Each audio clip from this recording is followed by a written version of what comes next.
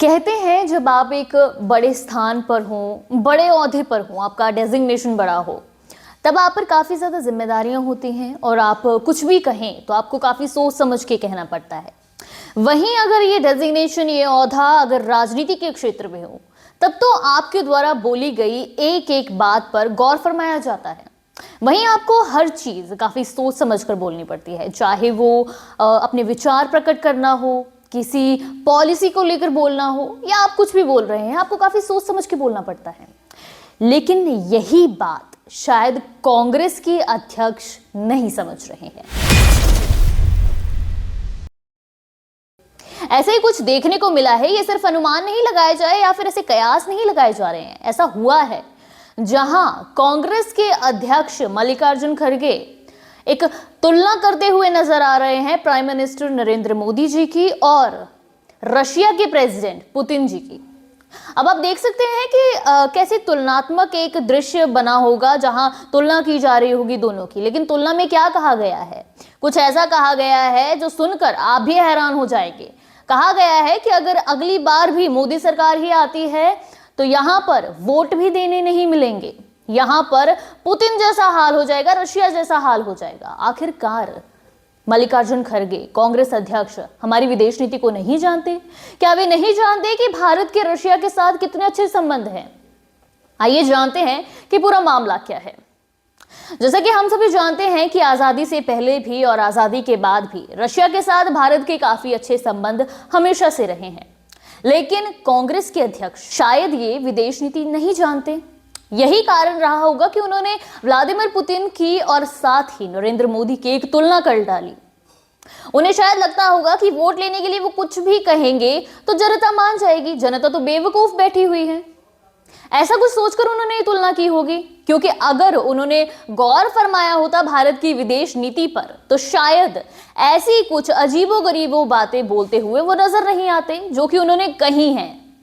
अब इस तुलना में उन्होंने साफ साफ कहा है कि 2 बार मोदी सरकार आ चुकी है, अगर तीसरी बार भी मोदी सरकार ही आती है तो जनता वोट भी नहीं दे पाएगी, यहां रशिया जैसा हाल हो जाएगा, पुतिन जैसा हाल हो जाएगा। इससे क्या तात्पर्य था मल्लिकार्जुन खड़गे का? क्या वे ये कहना चाहते हैं कि वहां पर तानाशाही की जा रही है, जनता की बात नहीं सुनी जा रही है, या फिर कैसी तुलना वो करना चाहते थे, पुतिन को कैसा बताना चाहते थे? ये एक सोचने वाली बात है।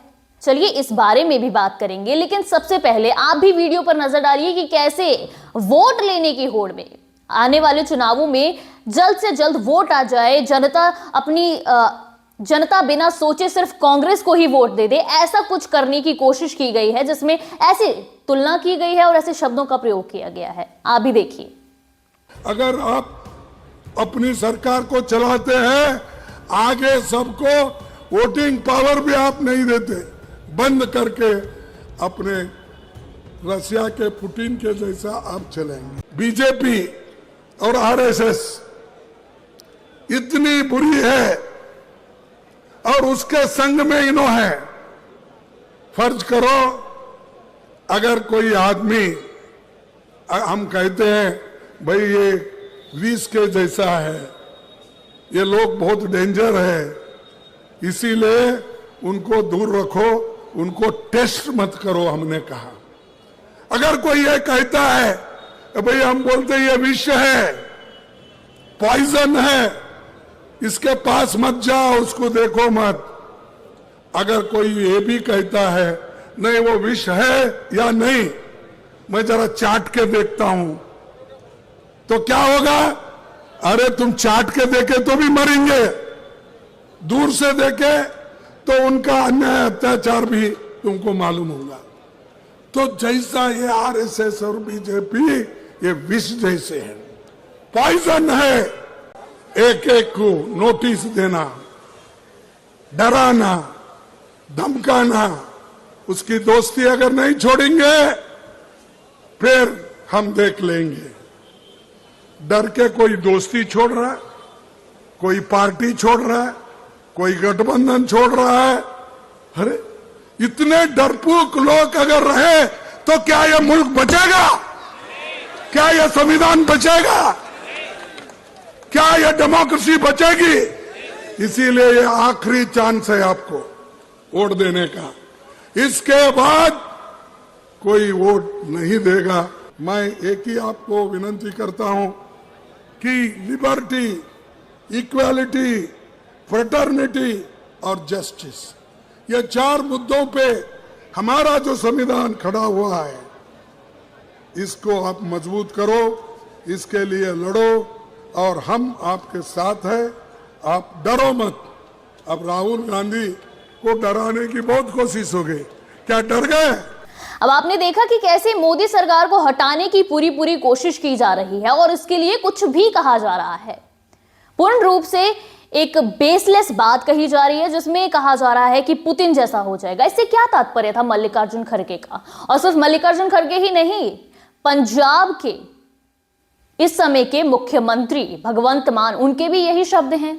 आखिर इन शब्दों से वो कहना क्या चाहते हैं? क्या वे नहीं जानते कि रशिया एक डेमोक्रेटिक कंट्री नहीं है, वो एक फेडरल पब्लिक कंट्री है? या फिर उन्होंने अच्छी तरह से इन चीजों को स्टडी नहीं किया है और ऐसे ही उस ओहदे पर पहुंच गए हैं? आप देखिए कि जो सत्ता में ना रहकर ऐसी बातें कर रहे हैं, अगर सत्ता में आ जाएंगे फिर क्या करेंगे? शायद इन्हें हमारी विदेश नीतियों का पता नहीं है, किस कंट्री के साथ हमारे देश के अच्छे संबंध है ये इन्हें पता नहीं है, या फिर ये किसी भी तरह से जनता को गुमराह करके वोट लेने की होड़ में है। अगर ऐसे शब्दों का प्रयोग किया जा रहा है, फिर जो 11 फरवरी को खड़गे साहब पंजाब आकर एक रोड मैप तैयार करने वाले हैं, वो भी कितना दिलचस्प होगा, ये भी सोचने वाली बात है। एक बात और सोचने वाली है, अगर खड़गे साहब को अब मोदी सरकार अगर 2 बार रह चुकी है, 10 साल हो चुके हैं, तब ये सारी चीजें इतनी ज्यादा नजर आ रही हैं, तो जब कांग्रेस सरकार इतने लंबे समय के लिए भारत में रही तब वे कहां थे? जब पंडित जवाहरलाल नेहरू 17 साल तक रह के गए तब वे कहां थे? जब इंदिरा गांधी ने 19 साल तक वे सत्ता में रही, इमरजेंसी उन्होंने लगा दी, तब वे कहां थे? कांग्रेस को ये सारी बातें तभी क्यों याद आ रही हैं जब मोदी सरकार 10 साल तक रह चुकी है और अगली बार भी उनके आने के मैक्सिमम चांसेस हैं? सोचने वाली बात है। इससे साफ साफ जाहिर होता है कि कांग्रेस इस समय डर चुकी है बुरी तरह से कि अब भाजपा ही सत्ता में आएगी और कांग्रेस का तो वजूद ही खत्म होता हुआ नजर आ रहा है।